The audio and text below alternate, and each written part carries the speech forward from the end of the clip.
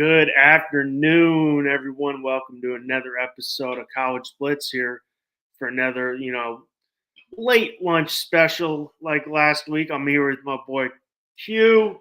As always, I hope you had a Merry Christmas, Q. I did. Like I told you before, I got a nephew who's 3. I got a nephew who's 1. I got a niece who's 9 months and another niece who's 9 months. So I got a little sick. The 3-year-old's in like preschool, so they don't do much school. But he's always just like we said, little kids. They don't cover. They're always sick. They don't cover their mouth when they cough. They just sneeze everywhere. So I got a little of that. Who knows where I got it from, but. I powered through it, just to see the family. But it was nice to be back in California. How was that? How's your Christmas, Q? It was uneventful. I worked. I was at the fire department, but it was good, man. We had a good day. Nothing too terribly, crazy or newsworthy. It was pretty laid back, and yeah, man, had a pretty easy day. And can't complain. Ate well, hung out with the fellas, and had a good day. There you go, man. That's all it is. That's what it's all about. And I'm sure I'm living in Florida. The weather in California was a little colder, but nothing like you got in Georgia. Or we don't really get down to anything in below the 40s, but when it hit about 50 in the wind and it's overcast, gets a little cold. That could help. Reason I got cold, but I teased it a little bit, threw out a tweet.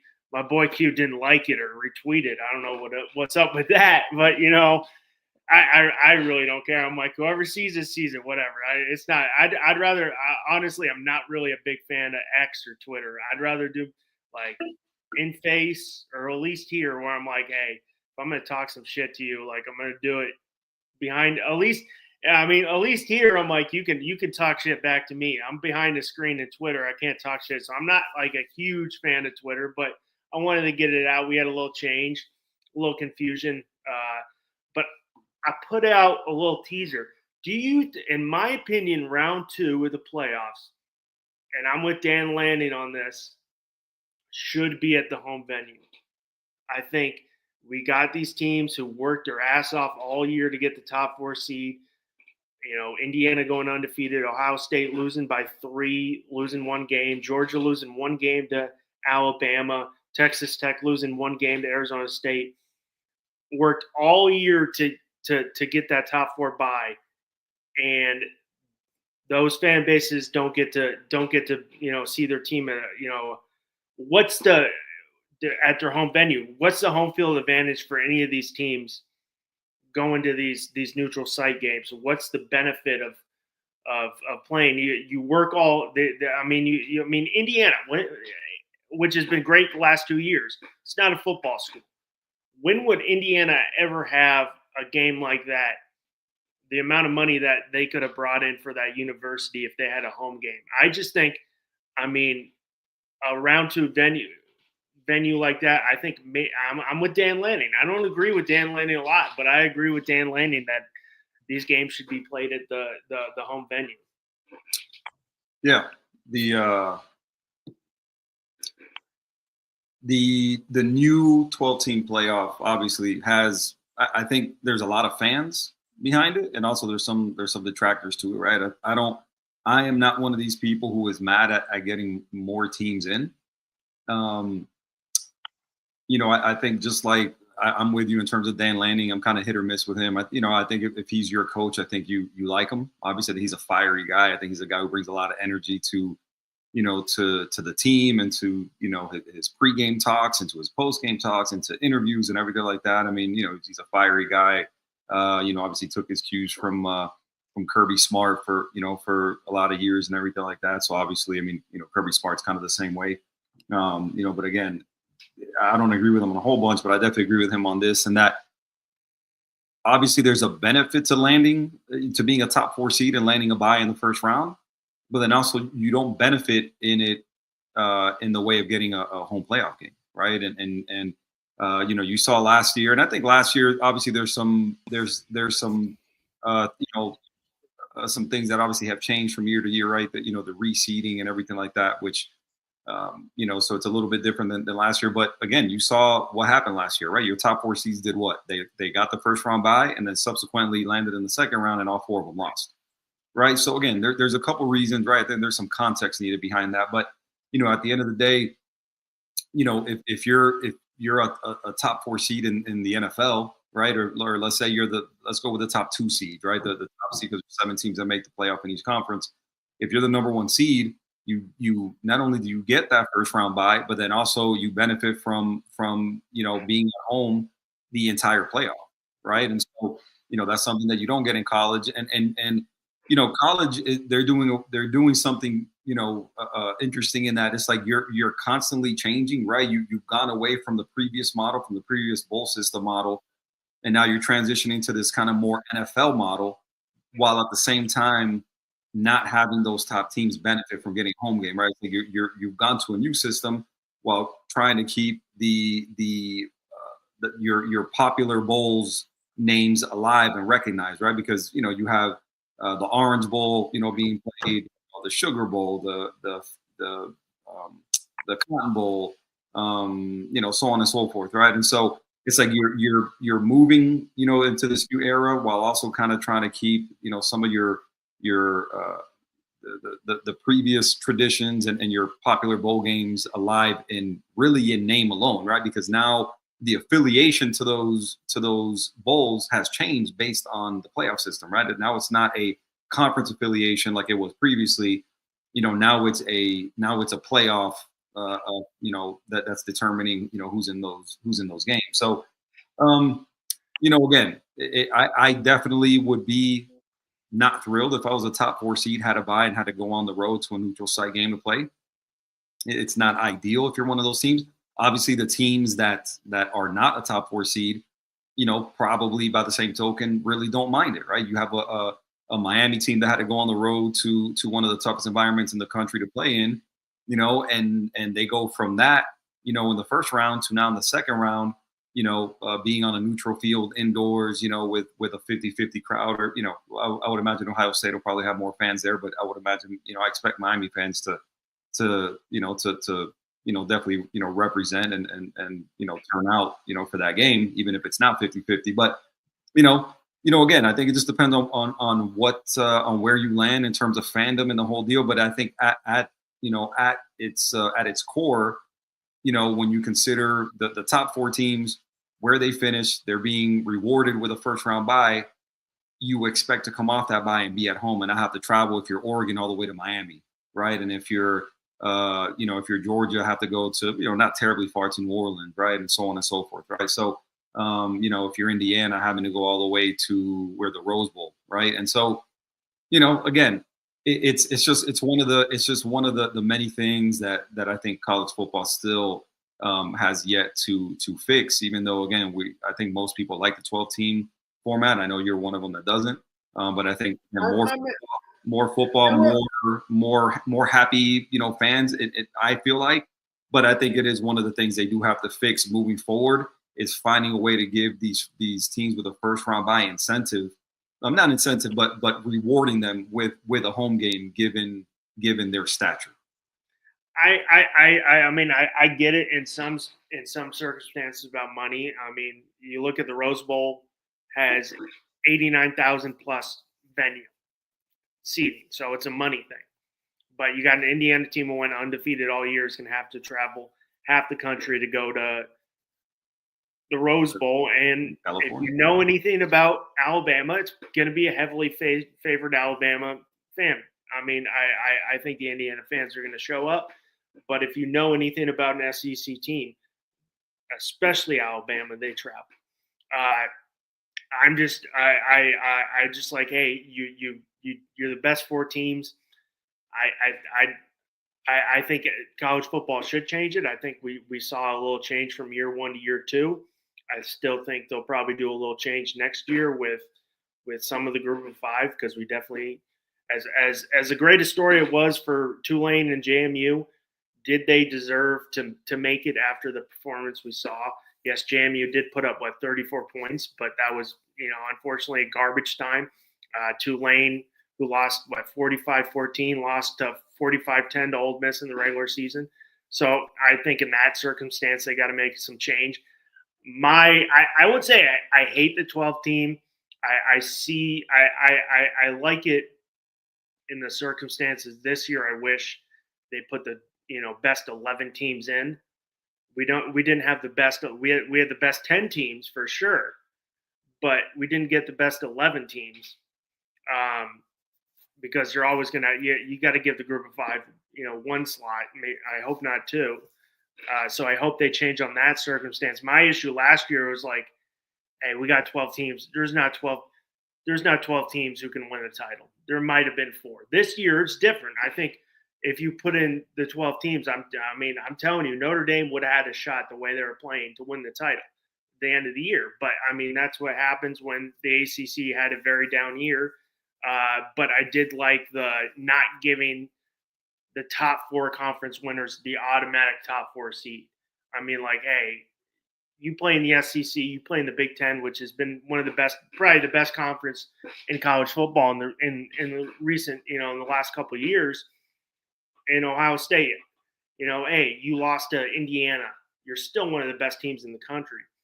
So I think, like we saw last year with the college football committee making little tweaks. So I expect they got to make a little tweaks this for next year. I thought, in my opinion, I was like, this is going to move slow because if you know anything about the committee, they all have to agree. It's not a unanimous thing. They all have to agree.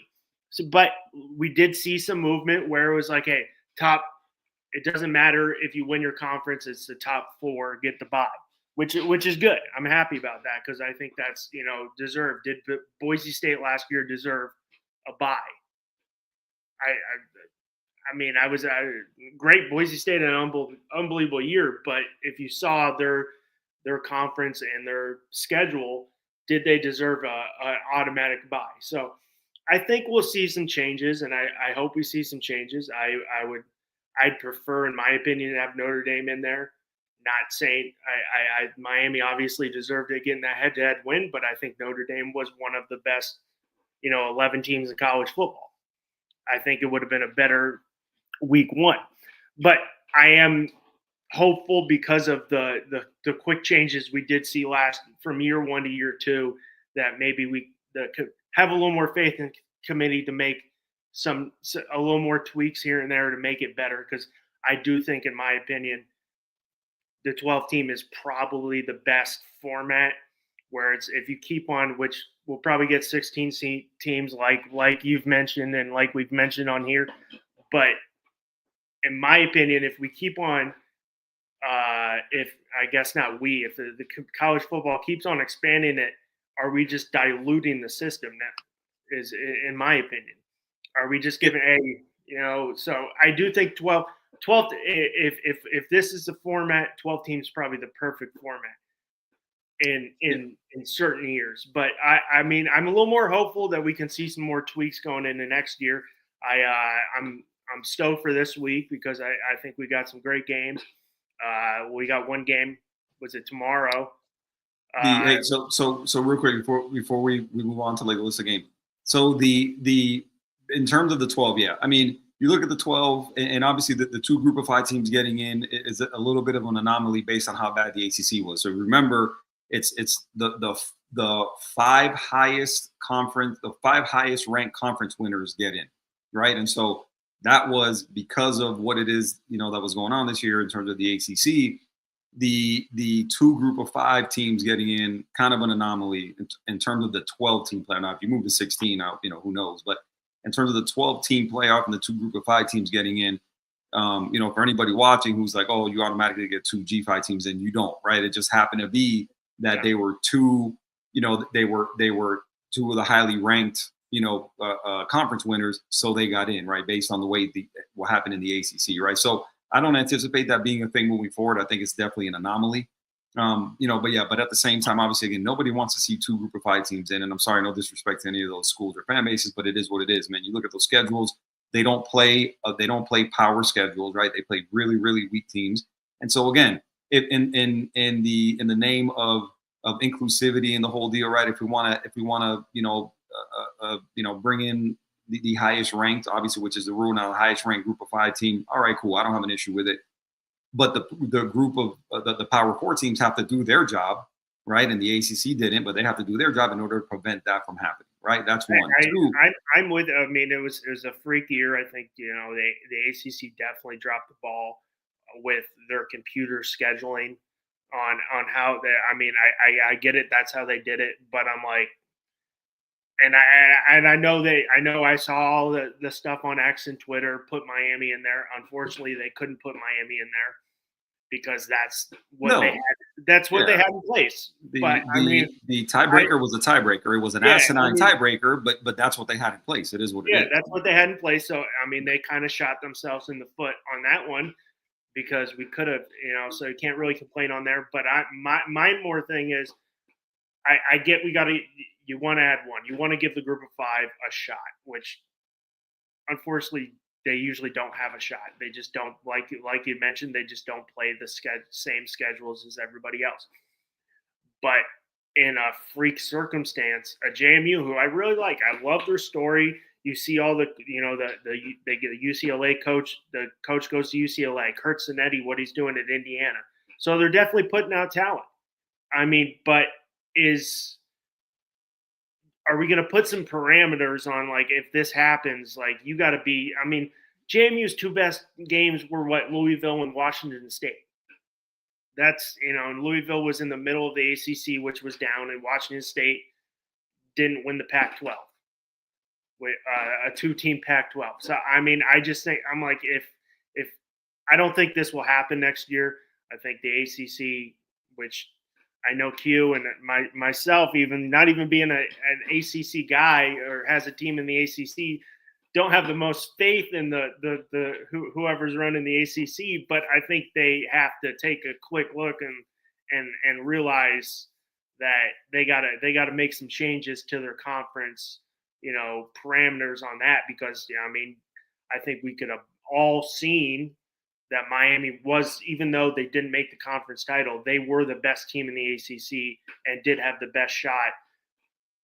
But I mean, like you said, that's what they had in place. They couldn't just make a quick change in the last minute because of that. That's what the ACC had in place. So yeah, and then in terms of again, then you were mentioning the realistically and how many teams have a chance. Yeah. And again, I think everybody knows that, right? Year to year, you're looking at anywhere from 4 to 6 teams that realistically have a chance, right? It's difficult. It's difficult, in terms of college, football, and the way that the teams are built and everything like that. There's there's more parity now these days for sure, based on the transfer portal and everything like that. But it's hard for for some of these lower seeds. It's not like the NCAA tournament, when again there's less contact, right? And because you just get dominated up front when you're a group of 5 team as opposed to a Power 4 team. There's just such a disparity in talent to that level. So really, and ultimately what decides everything, man, as we know, is the TV networks, right? If they're going to offer up the money to incentivize a larger, participation in terms of teams, right? If they go to 12 to 16 and you're going to pay these teams money, like it really doesn't matter. It's not about, protecting the brand or protecting the quality of games. It's not about that. Everything has become money. Everything's become about money. And so again, if these TV networks, step up and they pay the money to have more of these games being played, then again, it is what it is, and that's what they're going to go to. Obviously, again, now may the type of games we watch and the brand and everything like that, the quality diminish. Yeah, but at the end of the day, man, money is what matters. The TV networks are ones that dictate everything, and that's what we may go to. What I'm thinking of in terms of what these conferences look like now, and with the amount of teams that we have, I wouldn't be opposed to something like a Power 4 national champion, like a Group of 5 champion. I think you have enough teams now in the Power 4. And I haven't done the exact count, but we're somewhere in the neighborhood of like 65, 70 teams ish, right? Somewhere around there. I think I'd have to do the math on that, and don't quote me on it. But You know, when you're looking around at the size of these conferences now, right? 17 in one, 18 in the other, and the Big 12 has some like 18 or something. Like we're in that range, right? You have 60 plus, almost 70 teams, where I think, and again, not to sound elitist or anything like that, where I think you can exclude the little guys, and I think you can more than make a tournament where it's only Power Four. It's not going to be diluted by Group of Five, and you will get a true national champion, right? And then you do a Group of Five national championship, right? The FCS has their own playoffs, right? How many teams are in the FCS? I don't even know, like a ton of them, and they have their own playoff system. 24, I think.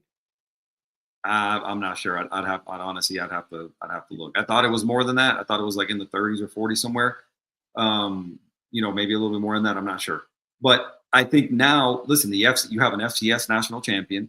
I think you have enough teams where you can do a Group of Five national champion, because you have how many are 24. It's 24. Okay, 24. So I think you know, maybe 24. I don't know if they'd be happy with that number going into a playoff, but I think in terms of the Power Four, I think you have enough teams where you could crown a true national champion without having the product diluted with Group of Five, right? And so I think every classification kind of has their own national champion, right? JMU and Tulane this year could easily have played for a Group of Five national championship game, and they have been, you know, a legit champion, right? They were ranked. They were the two best teams in Group of Five. Yeah, and it would have been a good game, right? So to me, I think that's something that possibly in the future, you know, should be and could be explored. I haven't heard that from anybody or anything like that, but I think it would make sense. You know, again, not so much given what the Group of Five is, but what the Power Four is, right? And so I think you've got enough teams here. You can crown a true national champion. Nobody would bat an eye at it, right? And so, you know, again, we'll see moving forward what it is that happens. But it's definitely a change that if I was commissioner for a day, I think I would like to see that change in just every classification. You get a group of, you know, even though I know that's not an official term, I get that. But like you get your Power Four, your G5, your FCS, everybody has their own national champion, and nobody's worried about the product, being diluted. I don't see it happening, but I think, I mean, I know at the end of the day, they'd probably be more happy about that. I think they would too. Because I'm like, hey, I was the best Group of Five. I mean, don't get me wrong. Even Boise State last year ended up 9. I think they didn't have a shot. No. You saw them against Penn State. They didn't have a legit shot of winning it all last year. As great a year they did, losing one game to Oregon in the last seconds. There wasn't a shot there. They took away one player. No. Penn State took away one player, and you saw it went away. Tulane, I didn't even bother watching any of those games. I didn't find a need to tune in, and I was right. So I mean, and I think that would be, if you had a Group of Five, there'd be more money there for them too, because Tulane and JMU played one game. Yes, they get a good money for their conference. That's one game. If you have a nice 8-team bracket or at least a 4-team bracket, you're getting your conference gets $4 million each time. So if Tulane and JMU make it, you're making $8 million for, I think they're in the was it the AAC, and are they in the I think they're both in the American JMU is next. Yeah, no. Tulane's in the American, and JMU is in the Sun Belt. No, it might be the Sun Belt. Yeah, I think it's the Sun Belt. Yeah. But to me, I think that would make sense, man. I think that's something that, you know, you've got ESPN that backs the FCS playoff, you know, and I think that it's always you know, I think it's always something that I think, you know, you've got a good turnout for, you know, and so you know, again, I think I don't see why TV networks couldn't make that work. I also think, and this is my opinion, these Group of Five teams getting in, like we've seen with JMU, it's just basically a showcase for players to get poached by bigger teams. Now we saw Alonzo Treadwell, I think is the JMU quarterback. Yeah, he's already in the portal. The transfer, so it's basically just an audition to get more money for them, Yeah. and that hurts that program. Yep. So I mean, Alonzo Barrett or Barnett, excuse me, Alonzo, yeah, I think it's Alonzo Barnett. Alonzo. Yeah. And unfortunately, man, that's the world that we live in, man. With the new system, it's the haves and the have-nots, man. And unfortunately, your JMUs and your Tulanes and everything like that are the have-nots. They can't compete. They just can't compete on the money side of things. And these kids, they have to strike while the iron is hot. It sucks for the quote unquote like the little guy, which is the group of five. And to me, I think that's even more incentive to have them essentially separate from what the Power Four is and just kind of do your own thing. I think, I think you're better equipped. There's nothing saying that you can't still take those high paying games against Power Four teams, right? Your Power Four, your Power Four is still gonna want to schedule those group of five teams. Again, I don't think there's anything wrong with that. You can still take those games, but I think at the end of the day, come postseason, I think you keep those two classifications separate. And I think you're giving, if anything, if nothing more, you're giving that group of five. Now you're giving a lot more of those group of five teams the possibility of playing, postseason football, right? You get, there's more recognition, there's more money, there's more exposure, there's more everything. So to me, I think it's a win-win. And if I were, an AD or a commissioner of any of these AD at one of the schools or commissioner of any of the conferences, I don't see why you wouldn't get, a backing, going for that idea. And like I said, I think it can only help the group of five, to be totally honest with you. Yeah, definitely. It's definitely a conversation to have. Do I see anything like that happening? No, but I mean, it's fun to throw out some hypotheticals here. Yeah, we got 4 great games. Hopefully, I'm being very hopeful because last year was not the case with like the first game in the Rose Bowl where we had the best team in the nation who just got absolutely boat raced. But and I will say with this 12-team playoff, I have not watched a single bowl game. Now I might watch a couple coming up. Illinois, Tennessee, SC, TCU. I'll watch the Arizona game. But besides that, I haven't watched it. It's the death of the bowl games is just dead. Because I have not turned on a single bowl game and like I gotta watch this game. But yeah, I watched a couple. I watched bits and pieces of a couple. Like I can't say I watched one beginning to end. Like the Clemson Penn State game was interesting to me just based on Clemson and them, being somebody who Miami plays, next season and everything like that. They looked terrible. I mean, they went out and got smoked by Penn State with Kate Klubnik starting at quarterback and the whole deal. They had some opt-outs on the defense and everything. Yeah, I get it, but they looked really bad against Penn State. So. It's also these bowl games now. It's like if I'm not in the 12-team playoff, I'm going to sit out. If I'm an NFL guy, which in Clemson's case, they have a handful of guys who are going to be high picks. But I mean, we're all here to talk about the playoffs. We're round 2, and we're kicking it off tomorrow. And I know with Miami, number 10 Miami versus number 2 Ohio State, I know my man Q is going to be traveling down to support his Canes.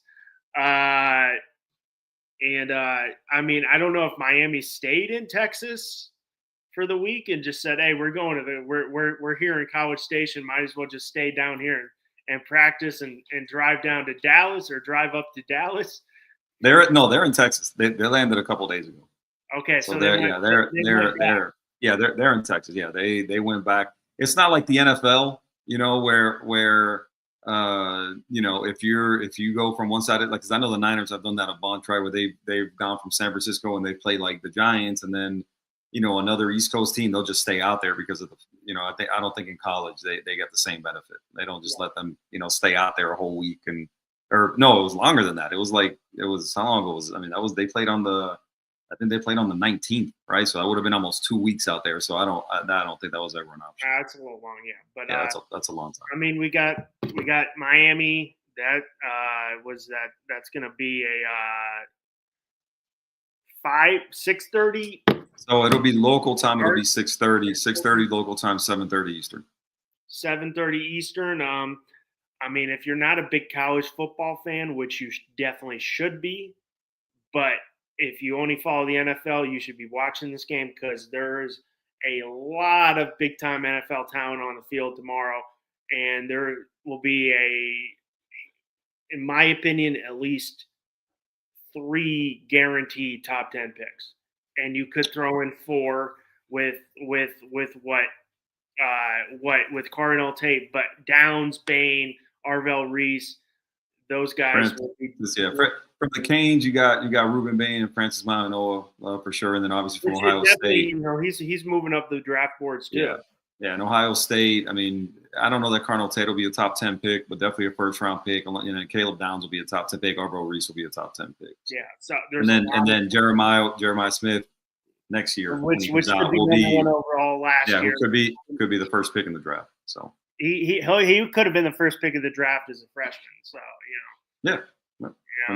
But there's a lot of NFL talent, and definitely, I mean, will be a lot of NFL scouts in the stands for that game. With let's see what Carson Beck does, who is eligible this year, and what Julian Sain does, who could be a top QB for the 27 class.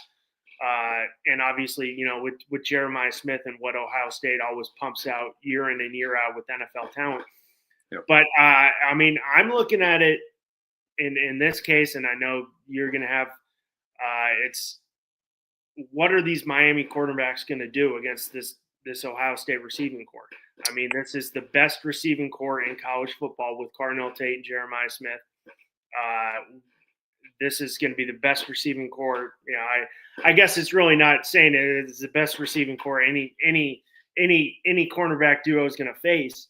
But I mean, we saw Miami's defense is great. We saw what they did, you know, to Notre Dame right off the season. We saw what they did to a Texas A&M team who ended up losing the last game of the year to Texas. You know, but I mean, you're going up against two future NFL guys in Cardinal Tate and Jeremiah Smith. Yeah. So. You know, this game, obviously, clearly, I'm biased, right? So anybody who knows me knows that. Where I'm a little bit surprised, I'm surprised on a couple of fronts. First one being the over/under, which is 9.5. I'm really tempted. Really tempted. I got a free bet. I got a $20 free bet, and I'm really tempted to just throw a little parlay down, and because it's free. But I'm like, every other game, I'm like, I might want to move the spread. But the 9.5 for Miami, I'm like, give me that. Yeah, I'm a little bit surprised when you consider what I think the over/under is really low. I think the over/under is like 42.5 or something like that. And then Miami's a 9.5 point underdog. Little bit surprised about that, right? I when the game first got announced, I assumed Ohio State would be the favorite. I didn't think it'd be 4.5, 5 points, something like that. But hey, listen, the people that are making those numbers and those lines obviously know a lot more about this stuff than I do. What I will say is this: you talk about in terms of Ohio State on offense, right? Going against Miami's defense. Listen, Miami just played one of the best receiving corps in the country. I think you can make the argument. I wouldn't take them above Cardinal Tate and Jeremiah Smith, but you can make the argument that they're the second best receiving corps in the country, all things considered, right? You talk about Casey Concepcion, Mario Craver. You got a couple, freshman guys who are, really, really good. Also, so you look at first and foremost what it is they did to that receiving corps, right? And so they essentially shut them down. They had one really long pass Mario Craver did, but essentially shut him down. Casey Concepcion got drilled a couple times. I think he kind of lost the desire to really get hit again, like he did on that punt return. But again, they shut down a really, really talented wide receiving corps, right? And so again, I'm not saying they're better than Ohio State's. I'm not. What I'm saying is they're very good, and I don't know that there's two better receiving corps in Texas A&M's. The difference tomorrow is going to be who's throwing them the ball. Right now, obviously, Julian Sain, his completion percentage is something like 78 point something percent, right? It's going to be 8.5, something like 5, that. yeah. So it'll be like the highest completion percentage I think in the history of college football. He's obviously got a ton of time to throw, right? And he's throwing to studs, right? I think obviously they're top two with Tate and Jeremiah Smith. Brandon Innes isn't somebody who really scares me a whole bunch. But I think that the Ohio State receivers clearly are the main event here. They're the main draw. But I think sleeping on the Miami corners in this particular situation, I think is a mistake. I think you've got talent. I think you've got ability. I think you've got depth. Even though Damari Brown isn't going to play, but Xavier Lucas is a big, strong wide receiver with track speed, who, based on time, is faster than Jeremiah Smith is, and he's a big dude. He's not necessarily as tall as Jeremiah Smith, and might not be as heavy, but he's a guy who's like 6'2", 200 pounds. So he's a guy who is going to hold his own when it comes to coverage against a big receiver. On the other side, I think, and I also think they're going to switch it up on him. I was having that conversation with a couple guys the other day, and I don't think they're going to strictly line up Xavier Lucas, on Jeremiah Smith and not switch it up on him. I think you've got some more guys in that corner room that I think can hold their own when you talk about coverage. So I don't think it's going to be this big time advantage that the Ohio State receivers have. You also look at the trenches, and where I think Miami will have the advantage is getting after the quarterback, right? And you look at them playing an O-line in Texas A&M who was clearly better than the one that Ohio State is going to field. You add to that now their right guard, I believe, is hurt. He's going to miss the game, and so you're looking at that as a clear advantage, for Miami. And so if they can get home with 4 like they have the entire year against some good O-lines, right? You talk about A&M, you talk about Notre Dame, so on and so forth. I think you really have to start to look at this Miami defense as one that will do things to Ohio State that were done to them, maybe not at the same level, but on a similar level, and they either didn't play well or lost, right? You're look at what Indiana did to them and got in the backfield and sacked Julian Saint like 5 times. Miami's defensive line is better than Indiana's. They're bigger, they're more talented, and look at the way they disrupted Ohio State to the point where they only scored 10 points, right? So I think, again, when you're looking at it apples to apples, a lot of people are looking at this game that Miami, won against Texas A&M and like, oh my God, that was a terrible win. They don't, but meanwhile, nobody's glossing over this win or this loss that Ohio State had against Indiana, and not looking at the fact that the same things that Indiana did to disrupt and beat Ohio State, Miami can do those better, right? And then on offense, you're looking at an Indiana team that lost their best receiver in that game, Omar Cooper. He went out, and what ended up happening, you had guys step up, and there, I think it's Surratt. I think he went over 100 yards, and they were able to not necessarily go up and down the field on Ohio State, but definitely they made some plays and were able to win that game, right? And so, again, I get what Ohio State is. You're looking at them; they're based on the numbers. They're generational in terms of what they've done on defense, right? 8.5 points a game or something like that. But then also you look at who they played, right? And I, in my opinion, right, and I don't know who really wants to debate it, Miami has had better wins. Well, if you're take your top 2 wins and compare them to Ohio State's, and Miami's got better wins. And now again, Ohio State probably has a better loss, right? They have, I guess, the best loss, of the season, losing to Indiana, right? And so again, I don't know that there's this big disparity in ability and talent, based on what I'm hearing people say and what this spread is telling us that there is, right? I know Miami's going to have to earn it. I know they're going against this Ohio State defense who has first-round picks literally everywhere. You look at the D-line, they've got multiple first-round picks. They probably have the best set of linebackers in the country. They got Sonny Styles. They got Arvell Reese. Those guys, I think I heard something a little while ago where Sonny Styles has played over 600 snaps and has not missed a tackle this year, which is mind-boggling. That's insane, right? You look at the DBs. Caleb Downs obviously going to be, probably a top 10 pick at safety, which isn't a very common thing. So again, I know Miami's going to have to earn it, but I think where it starts with Miami is on that O-line, and if they can hold up against a very, very good Ohio State D-line, I get that. But if they can hold up against that D-line, if they can give Carson Beck time, I think this is a game that will obviously be close. And I think that if you give Carson Beck some time, I think he is a guy who can make the right play. All right. I know what he's done this year over 2 games. He had 2 really bad games, but he's been really, really good the second half of the season. Right. And so, again, I get it. It hasn't been the same defense he's going to play against, in Ohio State. But he's a guy who's been there, done that in terms of big games. He's had a really good second half of the season, and he's got playmakers to throw to. I know Malachi Toney is kind of the headliner, but they've got some other guys on that offense. C.J. Daniels, you got JoJo Trader, you got Elijah Lofton, you got your running backs. I think there's guys on this offense that can make plays. So we'll see how it goes. I think a lot of people are just kind of discounting Miami and just automatically, crowning Ohio State and kind of, writing them in pen into the semi. I think you do that at your own peril. Well, first off, you brought up the spread and the over under. The spread at 9.5, Miami getting 9.5. I'm like, I'm with you. I think Ohio State should be favored, but if you're looking at their, the 9.5, that's a lot of points. I mean, that's the highest point spread of all the games with, Indiana, Alabama 6.5. Vegas definitely likes to play mind games with us because they got the over under at 40.5. So they're really going off a low scoring defensive game. But, being an outsider looking in, I don't care who wins this game. I just want a good football game at the end of the day. I know my man Q wants it the other way. I just want great football. I know I made a comment to you about that Texas A&M game. I was like, it's a crap game. On the paper, it was a crap game. It was a fun game on all the antics that was going on, all the missed kicks, all the block kicks was made it fun. I'm like, I don't need to see a shootout. I like to see good defense.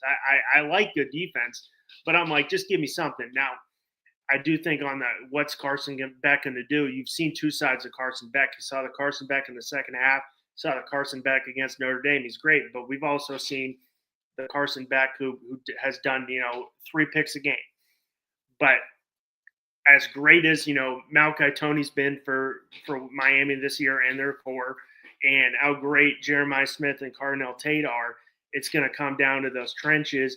And in my opinion, the running game with Bo Jackson and Mark Fletcher. I mean, the reason Miami won that game against Texas A&M was not because of Carson Beck. It was that defense was dominant, holding the 3 points, and Mark Fletcher put them in positions to kick field goals.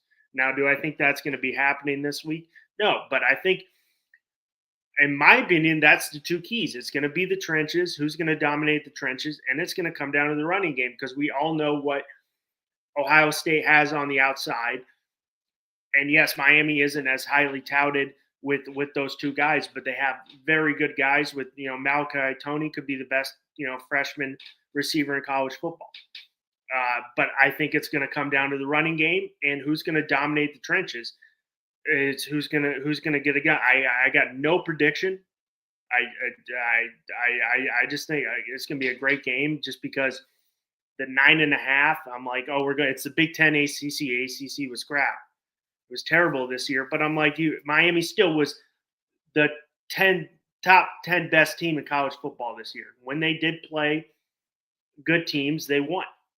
I mean, I know what we saw at the end of the year with what happened to Florida, but Florida played a gauntlet of a schedule. But I think it's going to come down to the trenches and who's going to dominate the running game. Because as we all know, if you love football, the running game opens up the passing lanes. And, I mean, Bo Jackson had a great year. Mark Fletcher had a great year and had a great game against Texas A&M that really, helped propel Miami, who was struggling on offense, to win that game at Texas A&M. Absolutely, yeah. I mean, listen, I think both lines of scrimmage are going to be,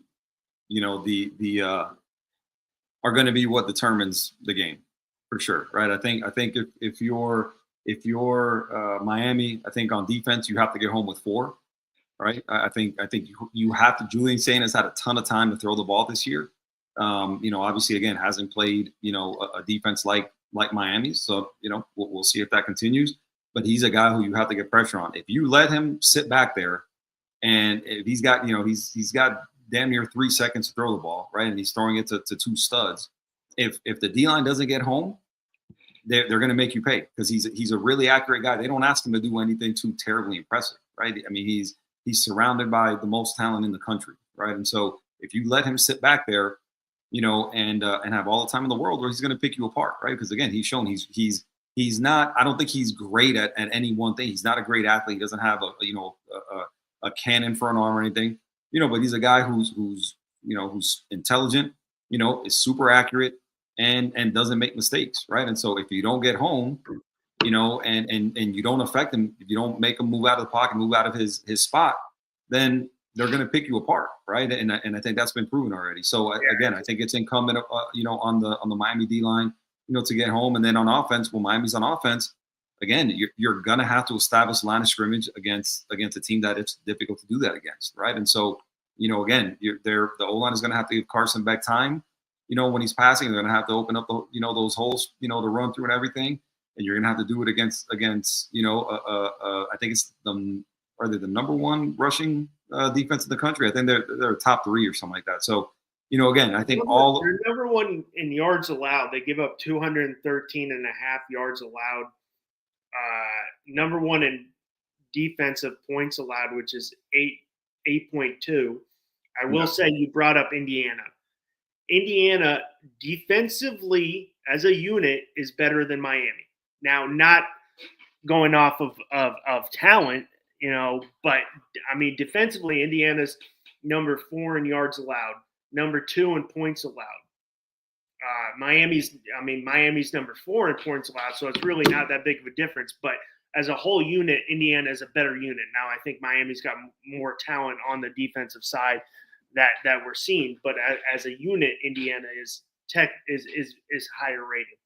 But I mean, I think on both. I mean, I think, Julian Saint's definitely, if you give him time, and like we saw with Will Howard last year with Jeremiah Smith, you give him time, you can find him.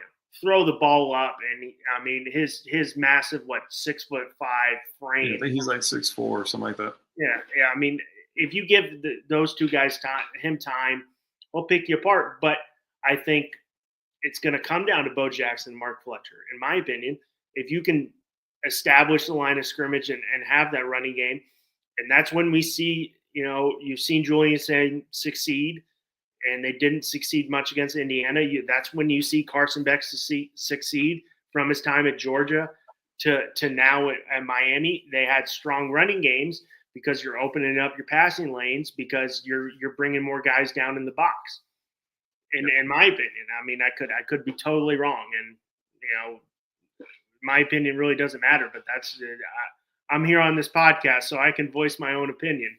But I mean, I think that's in both quarterbacks' cases. When we've seen them succeed, is they've dominated the line of scrimmage on the offensive side, had a good running game. You've seen, especially I guess on both sides, but on Carson Beck's side, if you're putting the ball too much in his hands, he's going to make mistakes. You don't. Yeah. You saw it at Georgia. You saw it in Miami's 2 losses. He's going to make mistakes. We'll see. This is the biggest game Julian Saint has played in his life. I mean, as big as that Indiana game was, or the Texas game right off the bat, this is the biggest stage he's ever going to play on. Exactly. And he's a sophomore, redshirt freshman. So this is the biggest stage. So we'll see what he does when he's got. I don't know who's the other guy on the other side. Not Ruben Bain, who's actually had a bigger game than Ruben Bain against Texas. Talking about Keem Ezador, the other defensive end. Who's just, you got 2 records on each side. But I mean, we'll see what he does, if he's going to get rattled. But I mean, I think who's going to dominate the line of scrimmage, who's going to have that running game. I don't want to, if I was a Miami fan, I want to see Carson Beck throw 20, 25 times a game. I don't need the ball in his hands airing it out. I mean, I think it would be the same thing for Julian Saint.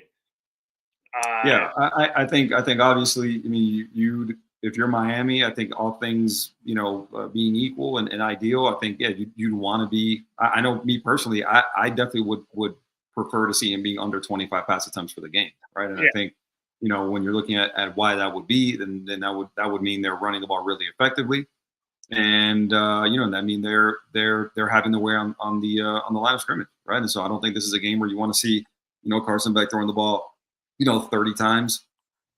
I don't think that's a recipe for success, right? I think he's gone over 300 yards, I think, twice this year, right? So they've been and they're still, I think they're like 4th or 5th in time of possession, in the country. And so again, man, they've been efficient. They've held the ball, they run the ball. Again, their running game isn't the best in the country, none of that, but it's been really efficient. And so again, I think that's the recipe. I think they're gonna have to, now being indoors and no wind and everything like that. I think they've shown throughout the season that they can, bust out an explosive play here and there. And so, again, I think to keep them honest, I think you're gonna have to challenge them. You can't just make it, 3 yards in the cloud of dust, or screen after screen after screen. I think at some point you're gonna have to challenge these guys, and I think.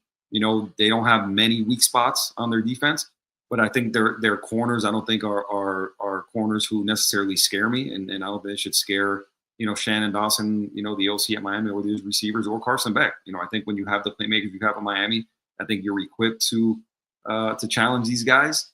I think you have to be smart about it, and I think you have to be careful. You have to take care of the ball, but I think you're equipped to challenge these guys. You can't be scared of challenging these guys.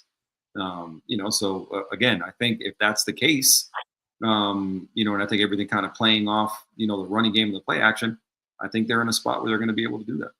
Yeah, definitely. I don't see a 9.5 point difference. I definitely see a nice 3 to 4 point game on either side. I don't like predictions, and I don't have a dog in the fight. So I know where my co-host stands on this. And that's fine. You're allowed to have, if there's my college football team really is never going to be in the college football playoff. We're really getting down to it. Maybe I'm an Arizona fan. Maybe they're getting better. We're starting to get better, but there's in the next couple of years there probably won't happen. So, if my team was in there, I'm going to be a little biased. I know my man Q's a little biased, but hey, at least he was giving some honest opinions. It's fine being biased when the Jets were good, which didn't have much. I'll give a biased opinion, but also shit on my team more than anybody else. If you watch on deck, I shit on the Yankees more than everybody else. I hate the team, but I don't see a 9.5. I've talked to people and say I think Ohio State's going to blow them out. I don't see a 10-point victory. On either side, I think this is going to be a very great game here. Here in Arlington, Texas. I don't see. I was surprised. I was like, looking at it, I'm like, hey, I'm not a huge betting man, but I'm like, hey. I don't have to pick a winner, and I can get 9.5 points. Yeah, I'm like, yeah, I was surprised. And I think if you're the Miami staff, or you're the Miami players and everything like that, I think you can definitely use that. Use that as bulletin board. Yeah, material, yeah. Sure. Anything again. I don't think you need any extra incentive or motivation given where you're at in this particular point in the season. I think if you do, you're I don't know what's wrong with you. But I think it's just one more thing, right? I think it's one more thing, that right before you go and step out on that field, and maybe throughout the week of practice and everything, you have people yelling in your ear, you're not that good. They're 10 points better than you are. Everybody thinks they're 10 points better than you are. You know what I mean? And so, again, just that constant dynamic, playing in your mind, and again, whatever feeds you, man, whatever motivates you just a little bit more to go out there and do your thing, man. Listen. I don't think there's anything wrong with that. And, again, if I was a player on that team, that definitely be something that would be playing in my mind and would motivate me even that much more to go out there and show what it is that I've got, because again, I think it's disrespectful. I think 10 points, I think 9.5 points is borderline disrespectful. I don't think Mario Cristobal is going to have to harp on it. I don't think you need to be like, hey, they think they're going to kick the shit out of us. You're here for a reason. that's fine. Vegas makes their own odds. They make their own points. It's not NCAA football people making the spreads. It's Vegas. Yeah. I think that's more a position coach thing, right? Does that make sense? I think it's more like it'd be like a position coach. Like I can see Jason Taylor telling Ruben Baber, "You ain't got nothing, man. Look, hey, I mean, they think they're 10 points better than you, right? Or your DB's coaches. They think, and Shannon Dawson, or I don't know who's coaching offense now for Ohio State. Like, look, they think there's going to be no points in this game. They got 40 points. It's going to be let's go have a shootout. But I don't think I'm with you. I don't think you need at this point in the season that's hey, we're going to throw it up and get your guys are going to be ready to go. Should be ready to go, no matter what the situation we're in. I don't think you need to be throwing it up like it's a week 2. Like, hey, look at this. They think they're. I mean, like if your guys aren't ready to go play right now, you got a problem. But I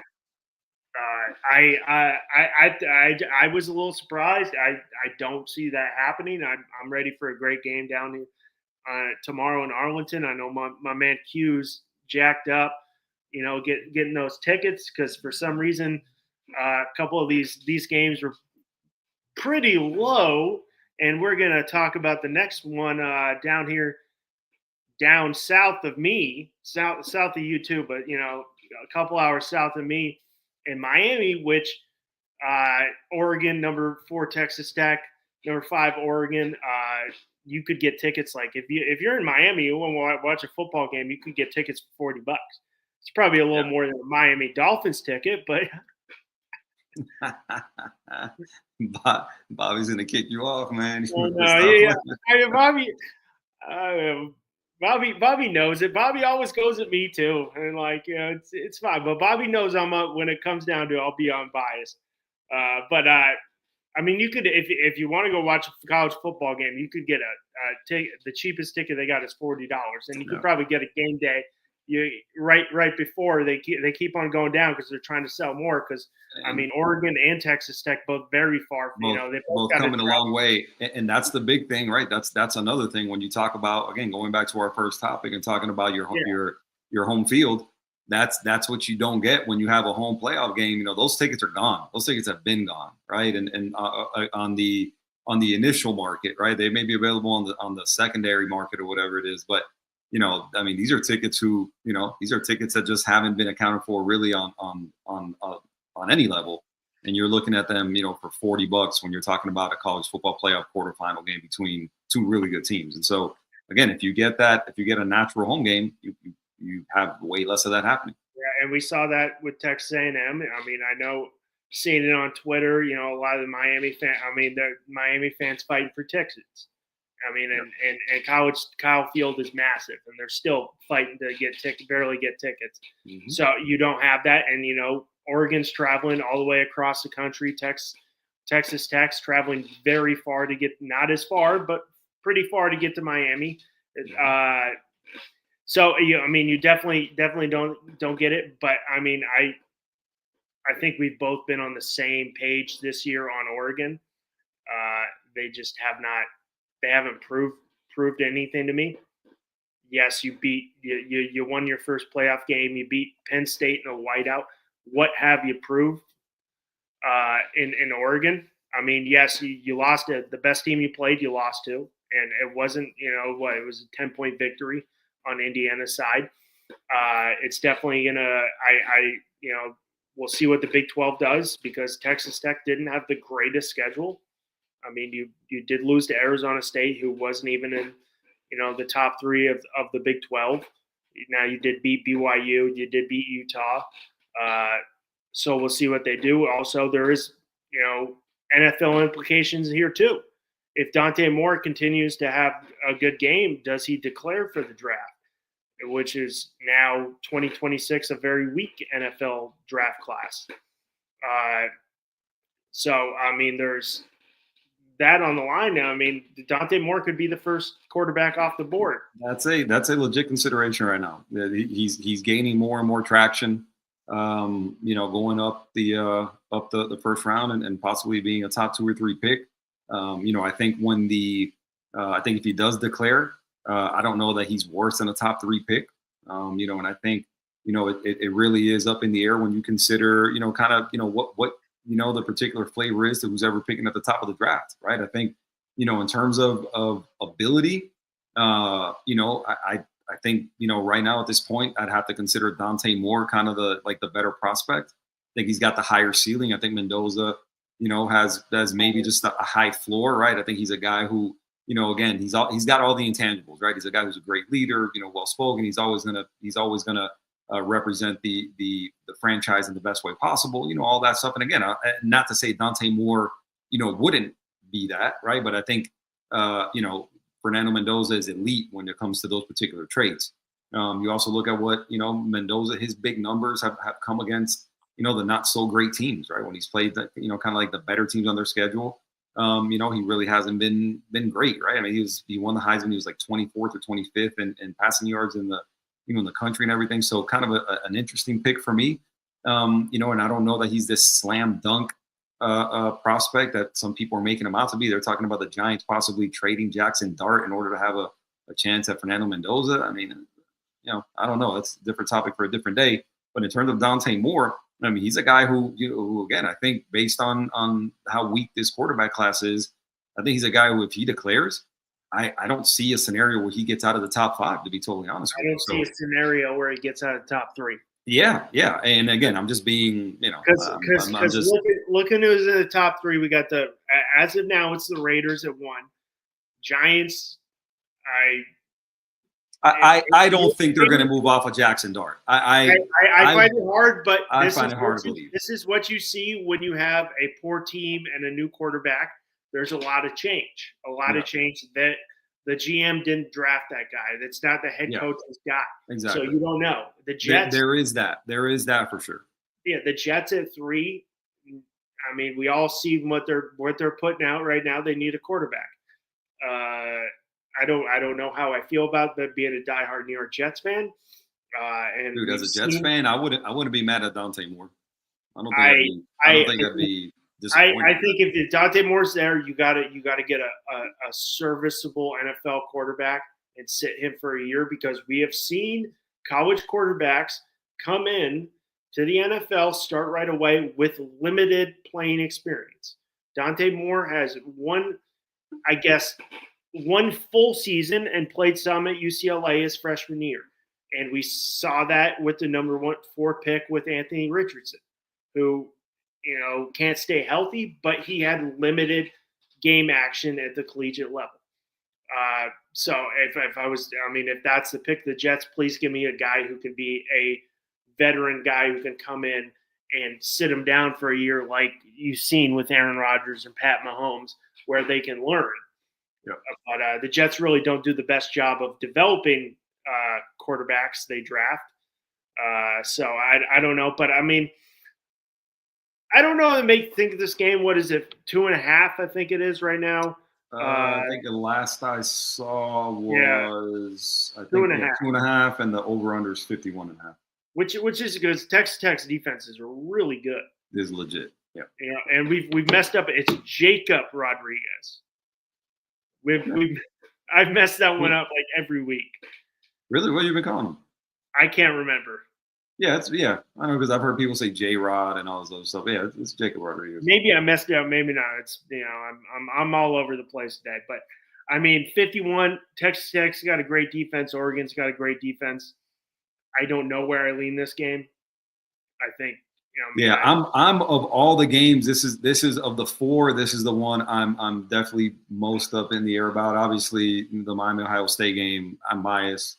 But I'm really having a hard time. Like, obviously, my heart says Miami. Obviously, putting money on it would be, the only thing I would put money on that Miami Ohio State game is the 9.5. I would 100%.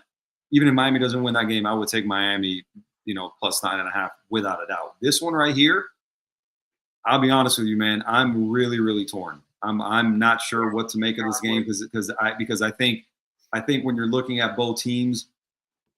I like Oregon's skill position talent better. I like their quarterback better. And I think I think when you're looking at Texas Tech and what it is they've done, not not necessarily saying that they're not good or I don't believe in them, but it's just this unknown, this unknown with Texas Tech, right? I think we think we know, with Texas Tech, but truly, how much do we really know about this team and how really good they are? Again, their quarterback, he's put up good numbers, right, against a not great schedule necessarily, but he's good, right? He's been good. When you look at their skill position guys, again, guys that aren't household names by any stretch.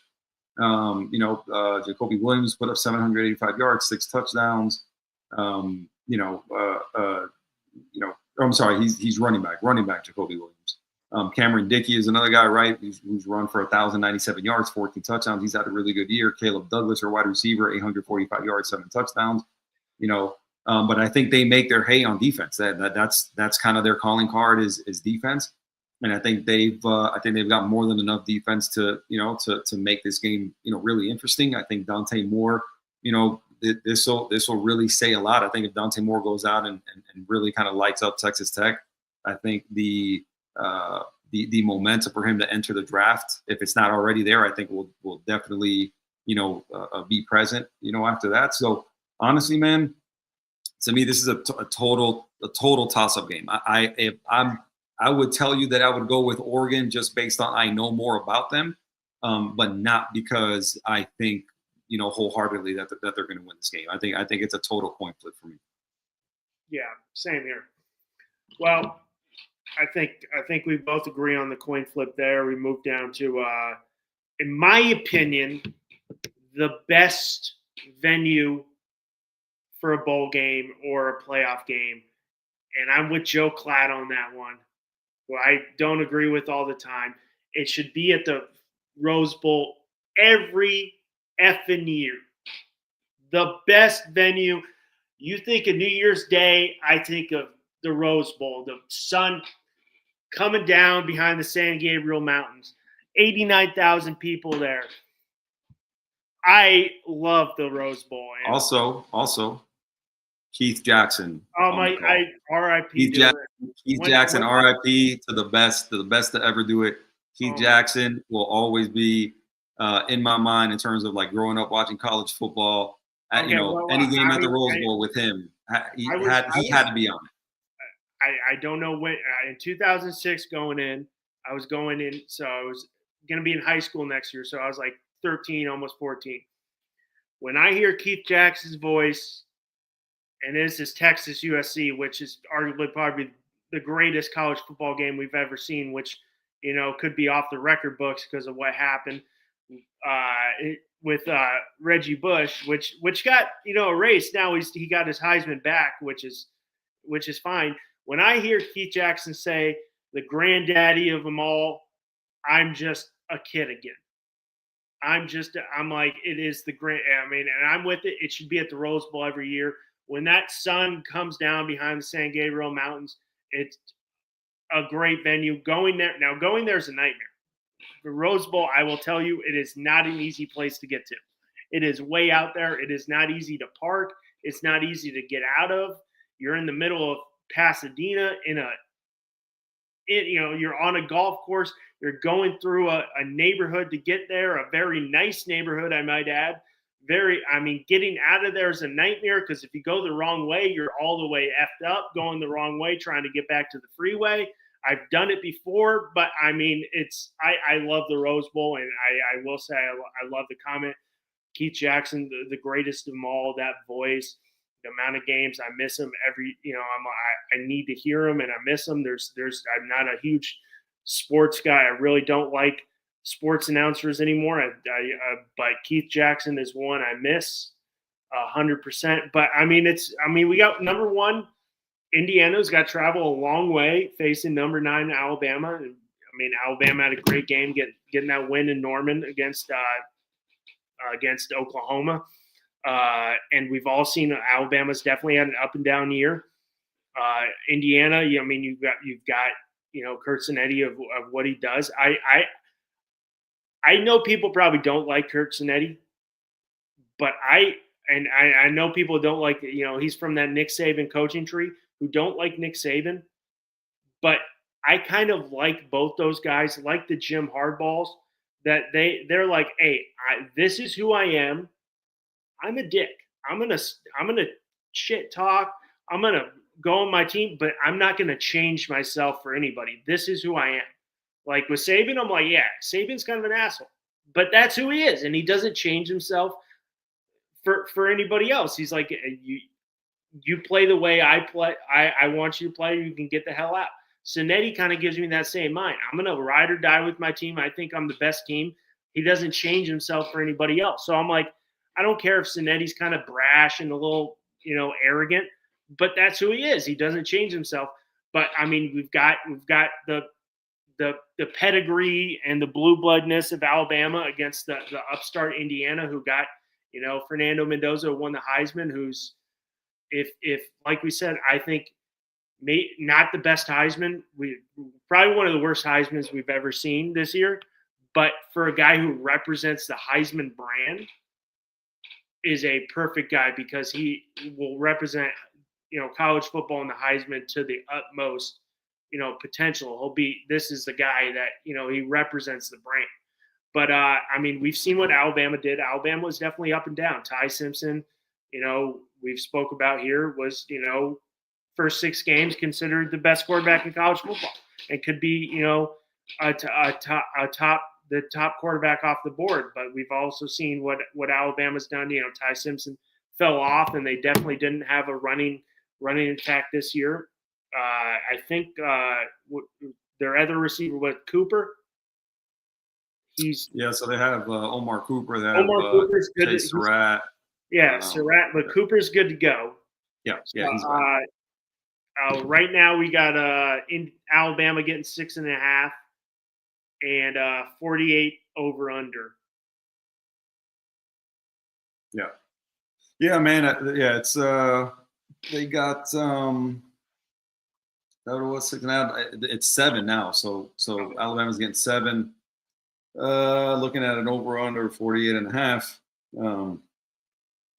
So I think it's one of those games, man. I think of all this one and I think the Georgia Ole Miss game, which we'll talk about. I think everybody's kind of assuming what it is going to happen. We have 2 kind of coin flips, depending on how you think, and then kind of 2 foregone conclusions. This is one of them. I think everybody's kind of expecting Indiana to just run over Alabama.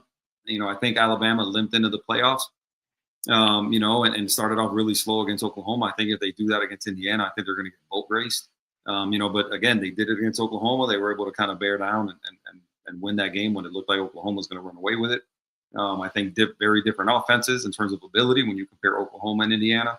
But again, I think this is one of those games that's even though I think Indiana wins the game, I think it's really interesting just based on where these 2 teams were, not that long ago when you consider, Indiana just kind of being a new kid on the block, and Fernando Mendoza, who people, didn't know from a hole in the wall last year, not going against, right, the one of the most historic programs, in the history of college football. So I think it's going to be really interesting. Kirk Cinetti, I can just imagine what has been coming out of his mouth to his players throughout the week, getting ready for this game.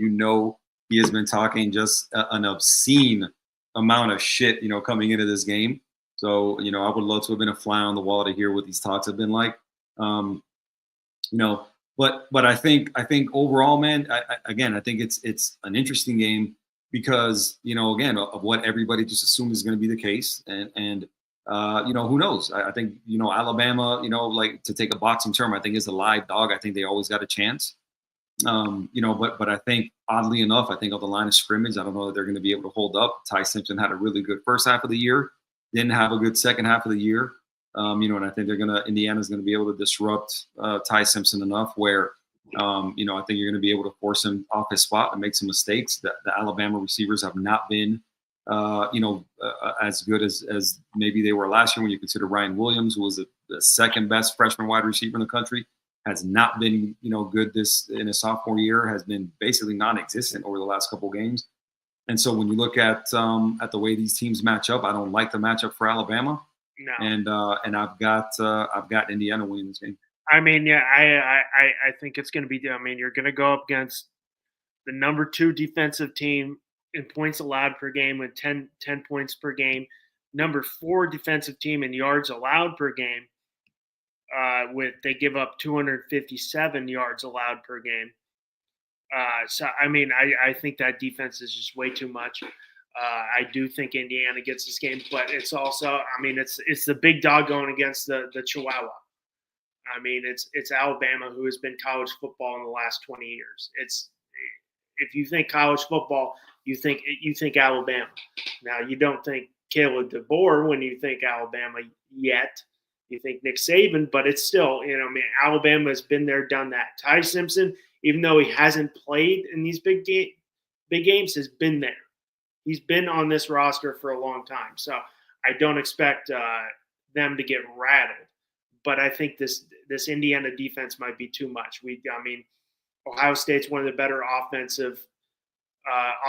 in college football, and they held them to 10 points.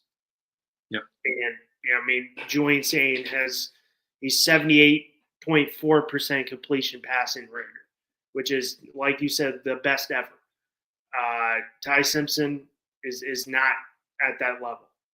So, and Indiana is definitely one of the better defensive units in college football. So I'm with you. I think Indiana definitely pulls this game out, but I don't think. I mean, they've got a lot of guys on that Alabama team have been there, and I mean, Ty Simpson has been the backup quarterback for a long time.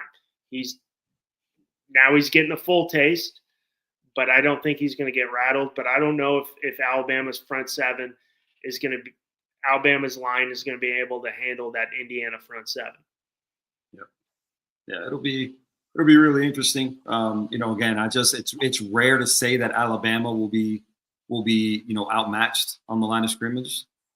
But I think you just kind of have to go with what you've seen this year, right? I mean, this is what this season has been. I'm not saying that obviously it hasn't been in previous seasons, and I'm not saying it's a sign of things to come necessarily.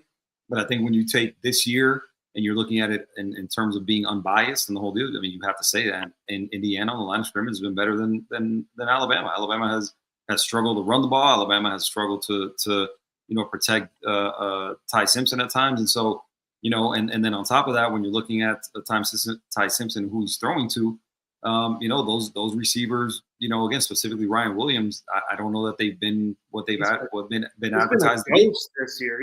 And as a group, it's a group that doesn't necessarily scare me if Ryan Williams isn't at the top of his game, right? I mean, it's not that they're bad, but I don't think it's a group that necessarily scares you, right? And then Jam Miller at running back has been hurt. The guys behind him are super highly recruited guys, but they're running behind an offensive line that hasn't been good this year. And so, again, all things considered, this isn't your typical, Alabama team. Yeah, they beat Oklahoma to open up the playoffs, which I didn't expect that. But I would be, I wouldn't be shocked necessarily.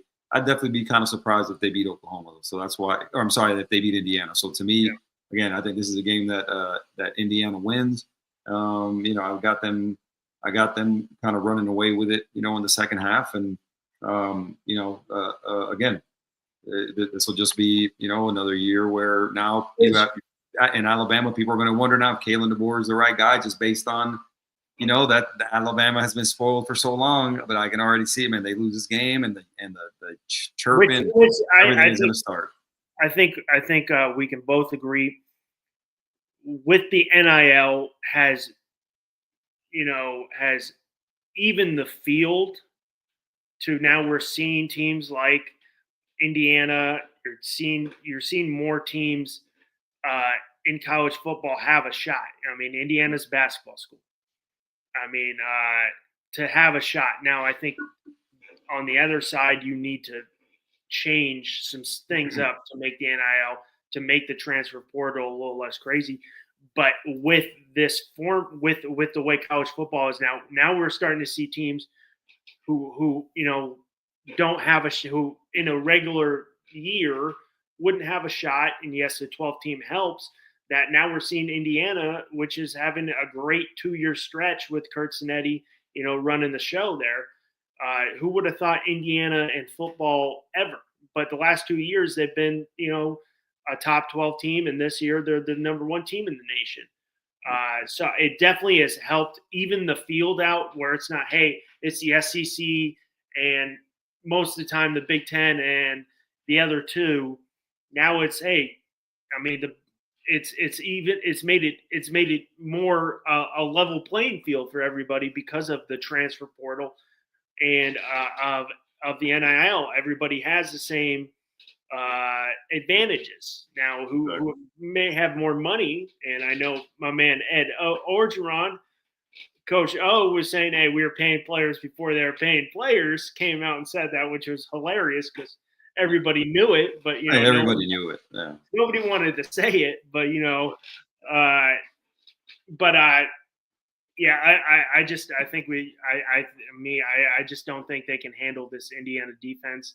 I don't like that Alabama doesn't have a strong running game this year, and putting so much on Ty Simpson. Ryan Williams has disappeared from being, a guy who was considered a top 2 receiver last year behind Jeremiah Smith and had a great start of last year with some amazing catches, and he's non-existent in this offense this year. I don't know what's going on there, but I just don't think they can handle this Indiana defense. Yeah, I think they're going to have their hands full. Alabama is for sure, and we'll see how it goes, man. But again, I think if I was putting money on it, I would take Indiana, and I would take them to cover. Yeah. Well, going to the Sugar Bowl, the last game of this this round 2, we got number 3 Georgia versus Ole Miss. They already played this year. Georgia beat them 35? Was it 43-35? It was. Let me see. Have a look here real quick.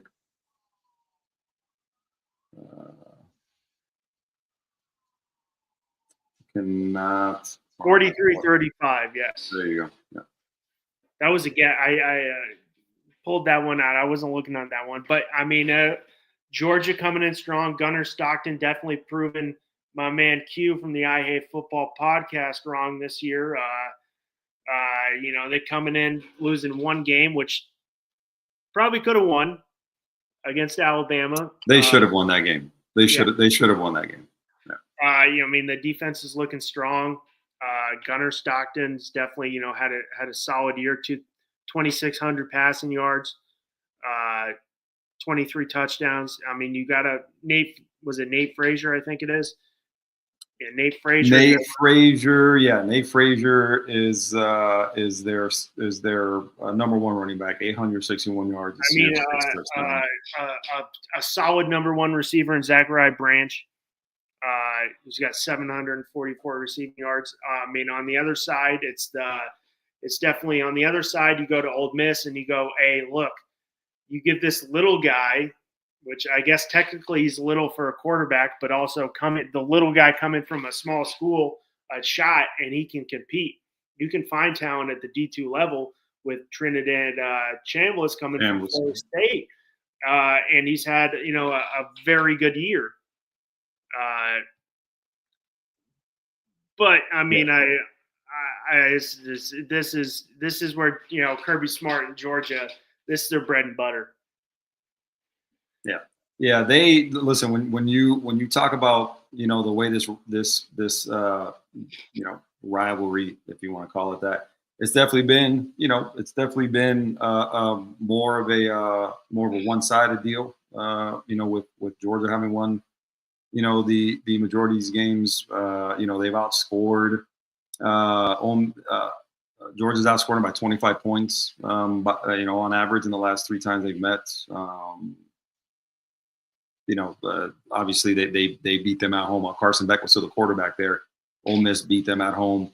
And just one of those games that they got down early. Carson Beck led a hell of a comeback, but ended up falling short. But listen, to me, when you're looking at, what Ole Miss, to me, they've got a lot to play for, right? When you consider the fact that, their coach left them for their biggest rival, right? I think, when you look at, who they hate the most, I don't think Mississippi State is somebody, that they really hate necessarily. They're kind of, in terms of that rivalry, they're the big brother.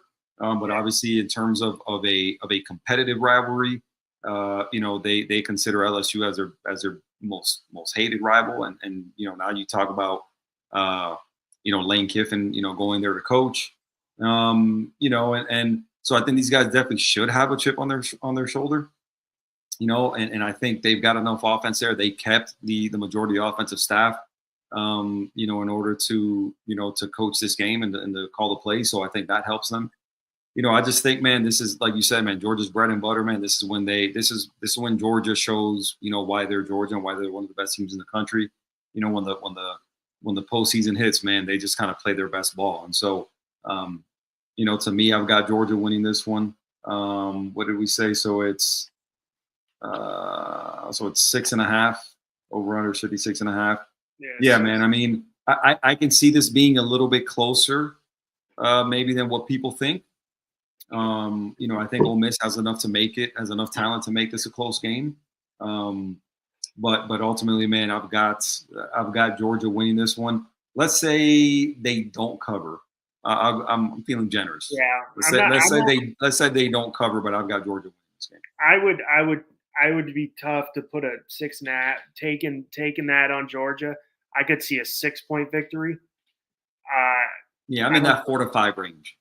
I could see 6 at the max. I still think, how Ole Miss has a great running attack, rushing attack there. Yep. K'Wan Lacey, Chambliss is part of that running attack too. He's Lacey had over 1,300 yards. So but Kirby Smart, this is what Kirby Smart lives for. This is what they breathe for. I don't see Georgia losing this game. My prediction, and I think Georgia ends up making the final. I gotta look who would they end up playing? Would they play? They would get the Oregon, Texas Tech, Indiana, Alabama half of the bracket. Okay, yeah. So no, they'd get. Oh. Well, if they made the final, they'd play the winner. Yeah. But you're saying you have them. I said that based on you have them making the final, which I think they make it. But I mean, but who they would play would be one of those 4 teams. It's either Indiana, Alabama, Texas Tech. I was going in Georgia, Texas Tech. I honestly, that was my first call, and I might have changed it, but I'm not going to change it. I'm going to say Texas Tech with that defense, because that's what I initially said. So I stick with my pick. But I do think Georgia on that side. I know what the NCAA would like, a little Georgia-Miami, but we don't talk about that right now. But I don't see Kirby Smart losing this game. I think them losing their head coach. Kirby Smart's always got his defense geared up and ready to go. Nick Saban's not on the other side, even though they beat, Nick Saban a lot. I just don't see Ole Miss having the guys to get it done. Yeah, I think. Listen, man, this is the last game that Georgia's defense didn't look, really good, right? Because Ole Miss played, the first 3 quarters they played really well, and then that fourth quarter, Georgia kind of figured things out, and then they've been really good on defense ever since. So I think it'll be really interesting to see how this one goes. Neutral field, obviously, whereas the first one was at Georgia, and so again, I think Ole Miss has more than enough to make this game really interesting. Again, I've seen predictions where a lot of people are saying, well, this is the second time they're playing, and and Georgia will have the advantage. I mean, we'll see, man. We'll see. I think, and Ole Miss's offense is legit. I think a lot of people are giving Georgia the benefit of the doubt because of the way they play defense, since that particular game against Ole Miss. So, again, we'll see which one prevails. But again, I can see this one being a Georgia win, but again, keeping it under that 6.5. Yeah, I'm with you on that one. But any final thoughts going in when you traveling down to Dallas? When's your flight? Ooh, leaving tomorrow morning, nice and early. Me and my daughter are flying down there. We're leaving Atlanta around 6 in the morning. Getting there nice and early. Get some breakfast. Get I hope for your case everything goes smooth. Yeah. Not talking the game. Everything goes smooth because I just did those. The whole family had the flight issues and going to Texas. Yeah, I'm hoping, man. That's why I got the flight early. I got it early just to in the event that we do get delayed. Hopefully, it's not too bad and it doesn't put us there, too late in the day to make the game. So that's why I wanted to fly out early. I didn't want to in terms of. I love flying out that early because I don't like, necessarily wake up that early and getting going and getting to the airport and everything. But it'll be hopefully beat the crowd at that time, and then also account for anything that may delay things. Still get there with enough time to do what we got to do. And you got a good crew going down there, or just you and your daughter? No, just me and my daughter, man. I know some people going down there, obviously some people from the podcast side of things that I've kind of texted with and everything, and see if maybe we can get together. But in terms of who's going down there, no, man, it's just me and my daughter, man. There you go. I'm sure some of those guys on the Caneswear podcast are definitely making it out. Yeah, I know Mando. Mondo. I know he's going out there because I was texting with him. So I know Mondo will be out there for sure. I know we were texting the other day, messaging on Twitter, I should say, and talking about possibly meeting up or whatever once we're out there at the stadium. But yeah, man, hopefully get out there early enough, enjoy a little tailgate, and and hopefully start off the N25 with a great win and 25 with the bang and then going to 26. Start 26 with a game against Georgia or whoever wins between Georgia and Ole Miss, but I'm assuming it'd be Georgia. So because that would be theater, like the lead up to that game and the storylines would just be.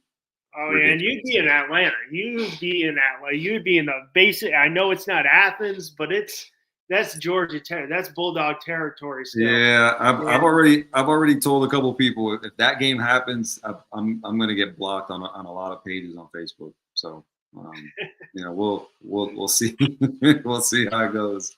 We'll see how it goes. Right. I'm going to be insufferable if that happens. I don't know where would that game be played? That game would be in Phoenix. Oh. Yeah. So we'll see. Phoenix. Yeah. It's actually not in Phoenix. It's in Glendale. Yeah, Glendale. Yeah. So. Yeah, that's where it be. So we'll see, man. One thing at a time, though. We'll see how it goes. Yeah. Get that. Yeah, hopefully, it's a great game. I'm expecting a great game. Hoping so, man. Hoping so. That'll be awesome, dude. If I was closer to Miami, if it was in Tampa, I'd just say F it and go to Oregon, Texas Tech. Not having a dog in the fight, I'm driving. It's not that Miami to where I am, Bradenton, not that far. Yeah, it's not far. 2 hour and 15-minute, but then you I was gonna say a couple hours. The traffic, it gets a bitch. Yeah. Oh no, yeah, for sure. Listen, I trust me. I know all about that traffic down there. Yeah, Orlando. It's insane. Terrible traffic. Yeah, Orlando's got terrible traffic too. Yeah. Trying to get to Orlando, it's the one time I did it was during Hurricane Milton and no one was on the road and it was an hour, which is but it's usually 2.5 just getting there. Getting through Orlando near the parks and everything like that is just maddening. It's so annoying to get through there. It's so frustrating. So but for you, man, good luck. I don't got a dog in the fight and I just want good football. I'm not going to be rooting for either team, but I just want a good football game. Good luck. I'm pumped for you. That's gonna. I need to see some pictures and need to see. Hopefully, you're not on the floor before the game. Do a couple Nah, I'll be with my daughter, so I won't be too. I'm definitely gonna need something to take the edge off, but I won't be hammered. Couple take the edge off, take the nerves off. But I mean, I need you to be locked in for that game. Oh yeah, no, I will be, man. We'll be at the stadium early, to check it out because I've been there once. She's never been, and so. Yeah, man, I'm definitely excited. And then, bring in the new year after that and then fly back early the next morning, man. Be quick trip. We'll be in and out. So. There you go, man. Well, best of luck. Safe travels on that for sure. Appreciate I know, know the feeling traveling around this time. So it's definitely safe travels. Yeah, man. Appreciate it. On that, but, I've got nothing else. I'm just, the only thing is go watch some football this week. Man. Football. Then Coastal Carolina and Louisiana Tech are on right now. So. Oh yeah, I'll be watching that game. I mean, there's a couple good games tonight. Yeah, there'll be some good games on. There'll be some finally, good games on. Yeah. I mean, Tennessee, Illinois. Tennessee refused to practice at Vanderbilt's facility. Did they really? Yeah, they're practicing at Montgomery Bell Academy, which is in West Nashville. Actually, like 5 minutes from where I lived. That's awesome. It's insane, but they said no. I love that. Usually the SEC team practices at Vanderbilt. Tennessee was like, no, we'll go practice at this high school. Which I love that, man. I love the pettiness. I love the pettiness of the rivalry. I think that's awesome. So I mean, the high school's not Montgomery Bell. Like the academies down there are very good. But I mean, yeah. I figure if they're going to host a college program, the likes of Tennessee. I mean, the facilities have to be. Well, Bielema was like usually. Bielema came out and he's like, usually the SEC team, because it's SEC, Big Ten. The SEC team gets Vanderbilt. This year, Tennessee was like, hell no, we're not practicing there. Yeah, man, I'm good with it. With it. So I have no issue with that whatsoever, man. So, but yeah, man, that's it, bro. That's all I got. Yeah, I got nothing else. Yeah, man. We want to thank everybody, man, for joining us, not only today, but for all of this season and 25. We definitely appreciate the support, the likes, everybody kind of tuning in, joining the discussion. And we'll definitely be back with you, in 26 for some more shows and talk more college football. Hopefully get some more guests on, and we'll move this thing along and hopefully get it to grow with y'all's help, man. So do us a huge favor. Like the show, subscribe on the channel on FTSN, on FTSN Extra. All the people putting out great content on those shows, man. Bobby Finstock and everybody on that side, man. The Rainy Day Pod, 305 Sports Now Pod, so on and so forth, man. You got some great people putting out some really cool content out there, guys that hopefully we'll collaborate with more as next year and all the seasons come in and everything like that. So want to wish everybody a happy new year, except Ohio State fans. Everybody else, happy new year to you guys. Appreciate the support, and we'll get with you guys really, really soon. You guys have a great night. Happy New Year. Take care. Peace.